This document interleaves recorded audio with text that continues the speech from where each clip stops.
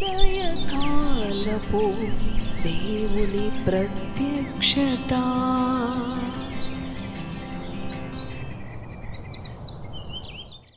Praise the lord, హల్లెలూయా. ప్రభునందు ప్రియ దేవుని బిడ్డలారా, ప్రభు యొక్క అత్యంత కృపను బట్టి మరి యొక్క ఉదయకాల దేవుని ప్రత్యక్షపు వాక్కులోనికి వచ్చి ఉన్నాము.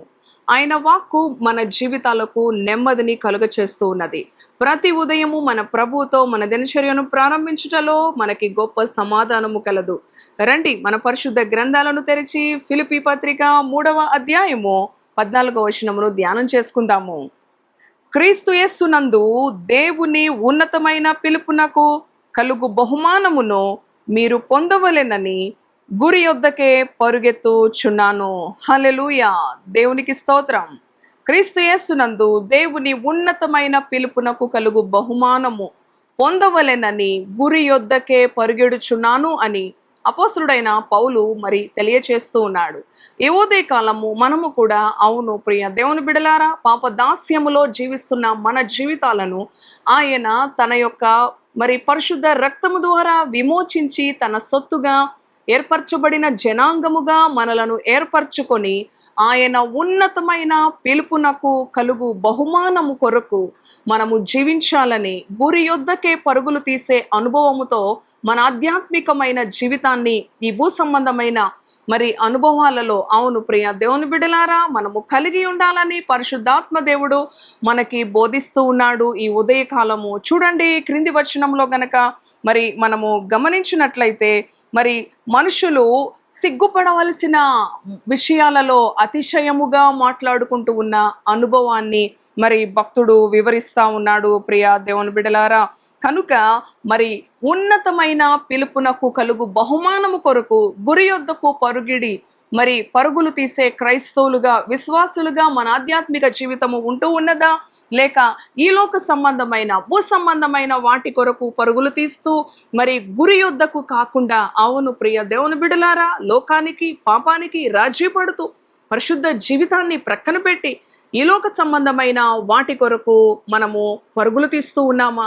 గురి యొద్దకు పరుగు తీసే అనుభవము అపోస్తలుడైన పౌలు అంటూ ఉన్నాడు కదా, క్రీస్తు యేసునందు ఉన్నతమైన పిలుపునకు కలుగు బహుమానము. అవును ప్రియ దేవుని బిడలారా, మన గురి, మన గమ్యం, మన యొక్క ప్రయాస గురి యొద్దకు పరుగులు తీసే అనుభవము ఆయన ఉన్నతమైన పిలుపును బట్టి కలుగు బహుమానము కొరకే ఉండాలి.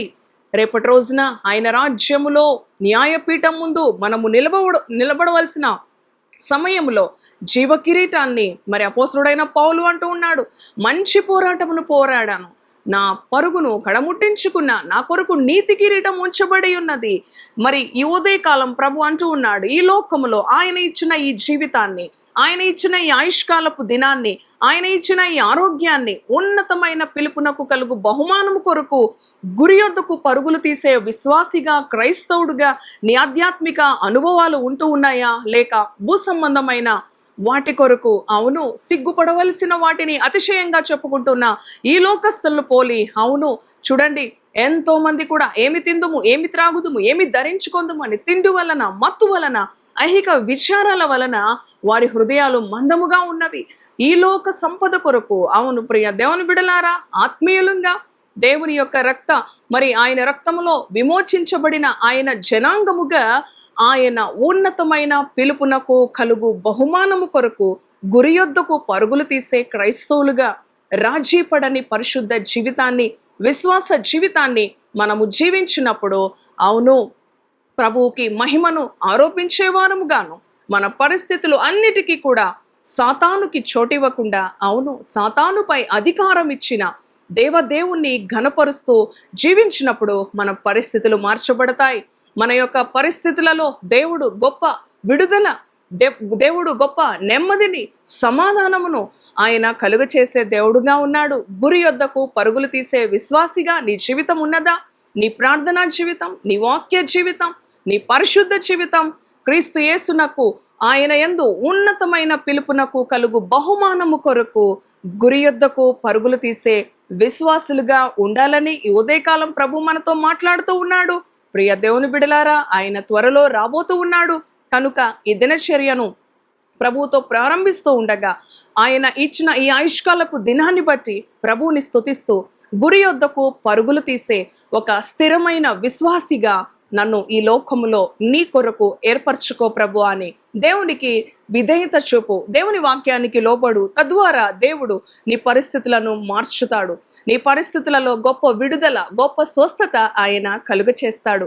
దేనిని బట్టి చింతించక దేవుని వాక్యమునకు విధేయత చూపి ఆయన ఉన్నతమైన పిలుపునకు కలుగు బహుమానము కొరకు గురి యొద్దకు పరుగులు తీసే విశ్వాసులుగా, పరిశుద్ధులుగా, ఆయన ప్రియ జనాంగముగా మనము జీవించాలని ప్రభు మనతో మాట్లాడుతూ ఉండగా, అవును, ఒక రోషము కలిగిన క్రైస్తవుడుగా ప్రభువుకి ఘనతను, మహిమను ఆరోపించే మరి అపోస్తుడైన పౌలు లాంటి జీవితాలను మనము జీవించాలని దేవుని ఎదుట దేవుని వాక్యానికి విధేయత చూపి ప్రార్థిద్దాం.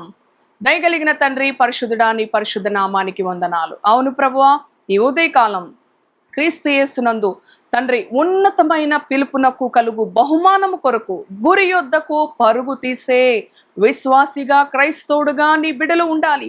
భూ సంబంధమైన వాటి విషయంలో, సిగ్గుపడవలసిన వాటి విషయంలో, అతిశయించవలసిన వాటి విషయంలో, అవును ప్రభువా తండ్రి నాయన, ఎంతో బలహీనులుగా ఉన్న క్రైస్తవులు ఎంతో మంది ఈ దినాన మేము చూస్తూ ఉన్నాం ప్రభువ. మా పౌరస్థితి పరలోకమందు ఉన్నదని గురి యొద్దకు పరుగు తీసే విశ్వాసులుగా, ఆత్మ సంబంధమైన అనుభవాలతో, ఆత్మీయ విలువలతో ప్రభువ తండ్రి నాయన నీ కొరకు స్థిరమైన మనసు కలిగి జీవించేవారుగా, లోకానికి పాపానికి రాజీ పడక గురి యొద్దకు పరుగులు తీసే విశ్వాసులుగా తండ్రి నీ ఎదుట ఉండులాగున నీ ప్రియ బిడ్డలను బలపరచండి.